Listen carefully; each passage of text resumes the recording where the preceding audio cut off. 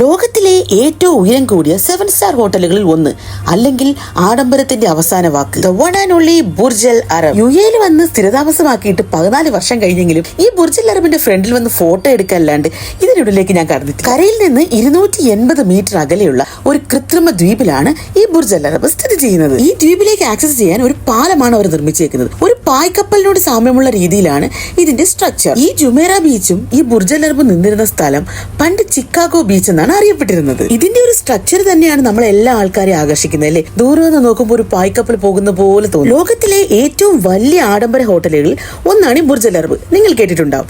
അത് എന്തുകൊണ്ടാണെന്ന് അറിയാമോ? ഇവരിവിടെ ആഡംബരം എന്ന വാക്ക് റെപ്രസെന്റ് ചെയ്യാൻ വേണ്ടി ഉപയോഗിച്ചിരിക്കുന്നത് ഗോൾഡ് ആണ്. അത് എങ്ങനെയെന്നല്ലേ, ഇതിന്റെ ഇന്റീരിയറിലായിട്ട് ഉപയോഗിച്ചിരിക്കുന്ന ഫർണിച്ചറുകൾ, ലിഫ്റ്റ്, ചില പാനീയങ്ങൾ, അതായത് കോഫി, ടീ, എന്തിനു പറയും നമ്മൾ കഴിക്കുന്ന ഭക്ഷണത്തിൽ വരെ അവർ സ്വർണം ഒരു ഘടകമായി ഉൾപ്പെടുത്തിയിട്ടുണ്ട്. ഇവിടുത്തെ റോയൽ സ്യൂട്ടിന് അവർ ചാർജ് ചെയ്യുന്നത് $28,000 അതായത് ഒരു രാത്രിക്ക് വേണ്ടി നമ്മുടെ ഇന്ത്യൻ മണി 24 ലക്ഷത്തിലധികമാവും അത്ര. ഇനി അതല്ല, നമ്മൾ നോർമൽ സ്യൂട്ട്സ് ആണ് നോക്കുന്നതെങ്കിൽ ഒരു $1,000 സ്റ്റാർട്ട് ചെയ്യും. ചില കാര്യങ്ങൾ അങ്ങനെയാണ്, നമ്മുടെ ഉള്ളിൽ ഒരു മോഹമായിട്ട് അങ്ങനെ കിടക്കും.